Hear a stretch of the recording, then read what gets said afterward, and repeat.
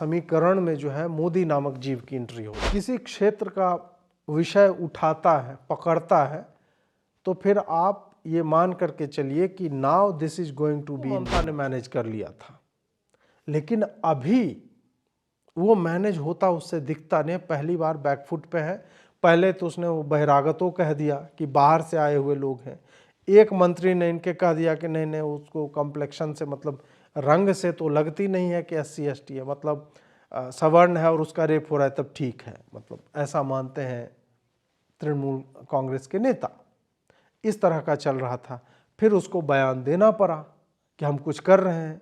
फिर सागरिका घोष जो है नई नई पत्रकार से सांसद बनी हैं, उन्होंने भी कहा कि हम देखिए कर रहे हैं और 2 दिन के अंदर शाहजहां को हमने पकड़ लिया। 50 दिन से एब्सकॉन्डिंग था, वो बात नहीं है, लेकिन जिस दिन हम जब जागे तभी सवेरा टाइप का, या जब लागे तभी सवेरा, तो जब लगा तब सवेरा हुआ और जाके लोटा लेके बाहर निकले, वो संदेश खाली का अपराधी जो है शाहजहां पकड़ में आ गया।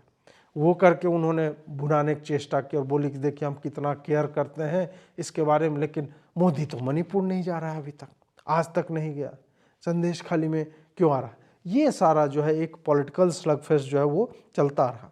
ममता के विधायक और नेता खुलेआम धमकी दे रहे हैं। मैं एक बार फिर वो वीडियो चलाना चाहूंगा जिसमें बोल रहा है कि चमड़ी ग्राम पंचायत हमारे, पंचायत समिति हमारे, জেলা পরিষদ আমাদের, বিধানসভা আমাদের, 4খানা জায়গা আমাদের।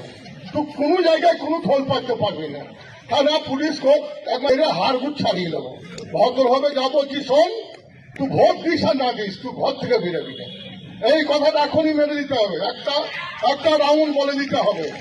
কানে তার গুরু যেমন মন্ত্র দেয় ফুসফুস করে, একদম ঠিক যেখানে যেমন সেইখানে ফুসফুসি মন্ত্রটা দিয়ে দেবে।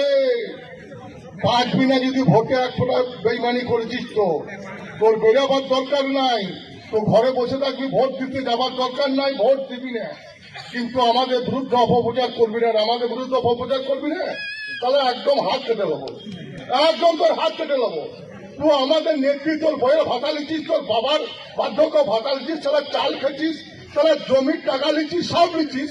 अब ये आपने देखा ये वीडियो यहाँ पे जिसमें वो किस तरह की धमकी दे रहा है, और ये धमकी कैसे दे रहा है कि ब्लॉक हमारा है, MLA कॉन्स्टिट्यूएंसी, जिला परिषद हमारा है, विधायक हमारा है, सरकार हमारी है, पुलिस हमारी है, सेंट्रल पुलिस फोर्सेस तो आकर के चली जाएंगी। ये सारा इनका कहने का है। वहीं दूसरी तरफ देखिए, ये इधर ये दे रहे हैं, और ये जो है एक मलय मुखर्जी हैं, वो क्या कर रहे हैं, যেখানে যেখানে আমাদের দলগতভাবে কোনো ত্রুটি বা কোনো লেখনা থেকে থাকছে, সেই জায়গাগুলোতে প্রশাসন এতটুকু সাহায্য সহযোগিতা করছে না, সেই জায়গায় তারা একটু যাতে সাহায্য সহযোগিতা করেন, তাহলে আশা করি আমরা বীরভূম জেলায় 2টো সিট নির্বিধায় লক্ষাধিক ভোটে আমরা अन्य राजनीतिक दल के यहाँ पे बोल रहे हैं कि हम लोग पुलिस की मदद से, सबकी मदद से 2 लोकसभा तो मैं अपने क्षेत्र में जो है वो तो मैं आपको जिता के दे ही दूंगा और लाख लाख वोट से जिताऊं। ये कॉन्फिडेंस कहाँ से आता है? मोदी ने जब कहा 370 पार, 400 पार, वो तो समझ में आता है कि भाई विकास कार्य किया, फलाना ढिमका हो जाए, 370 नहीं भी हो, 400 पार, फिर भी एक साइजेबल मेजॉरिटी तो आएगी।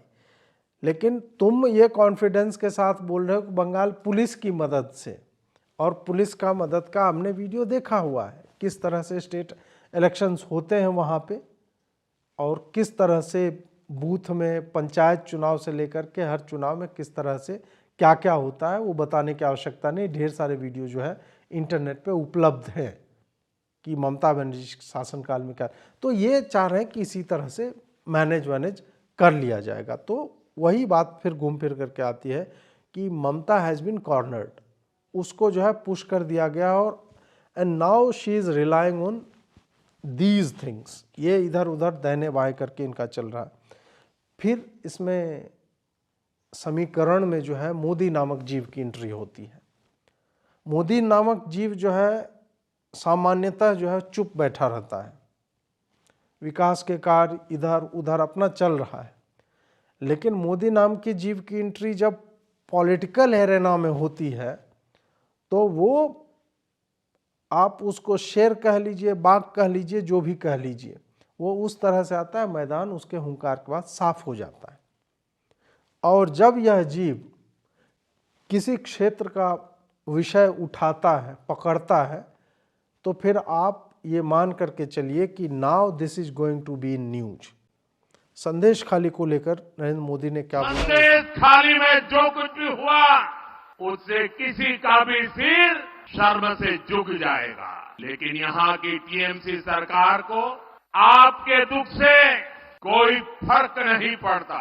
टीएमसी सरकार बंगाल की महिलाओं के गुनहगार को बचाने के लिए पूरी शक्ति लगा रही है।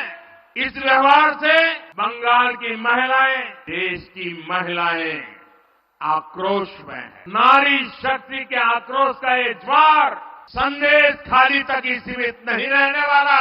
संपूर्ण बांग्लाते संदेश खाली जड़ उठबे। के साथ ही उन्होंने न केवल ये महिला, नारी शक्ति और दुर्गा माता की भूमि ये सब करके जो है वहाँ पे किया और लोगों को बोला कि क्या चल रहा है। एक और बात उन्होंने उसी वीडियो में बोली है, मतलब उसी रैली में, कि अन्य जगहों पे पुलिस जो है अपराधियों को पकड़ती है और बताती है फलाने दिन आके सरेंडर कर देना, और बंगाल पुलिस ऐसी है या बंगाल में ऐसी व्यवस्था है कि अपराधी तय करता है कि वो कब सरेंडर करेगा और वो कब आएगा, और पुलिस उसके पीछे कैसे संदेश खाली की बहनें इंसाफ की गुहार लगाती रही, लेकिन टीएमसी सरकार ने उनकी एक नहीं सुनी। बंगाल में स्थिति ये है कि यहाँ पुलिस नहीं बल्कि अपराधी तय करते हैं कि उन्हें कब सरेंडर करना है, कब गिरफ्तार होना है। को आपने देखा ही, ये उंगली हिलाते हुए जा रहा था कितने कॉन्फिडेंस के साथ, और फिर जो पुलिस 50 दिन से नहीं कर पा रही थी फिर पकड़ लिया। ये सारा कुछ जो है, तो वहाँ पे नरेंद्र मोदी ने इनको घेरा। और नरेंद्र मोदी को लेकर के जब मैं बोल रहा हूँ, आज ही उन्होंने एस्प्लेनेड जो स्टेशन है वहाँ पे अंडर रिवर मेट्रो का वो शुभारंभ किया है। वहाँ पे देखिए रिसेप्शन देखिए,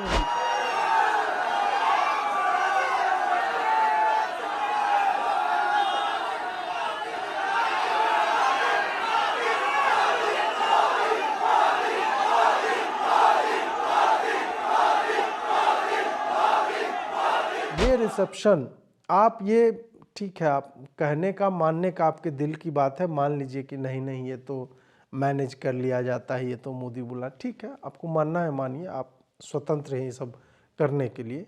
लेकिन एज एन आउटसाइडर, बाहर से देखने वाला व्यक्ति, और जिस तरह की घटनाक्रम वहाँ पे बन रहे हैं संदेश खाली में, मोदी को इस तरह का रिसेप्शन मिलना ये बहुत बड़ी बात है।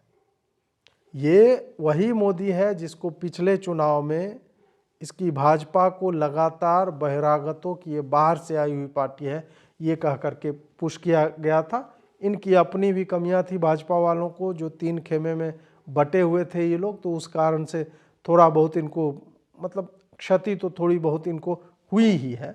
यहाँ पे संभवतः इस बार जो है शुभेंदु अधिकारी हैं, अभी वो पांव जमा चुके हैं, वो नए नहीं हैं बंगाल में भाजपा की पॉलिटिक्स में।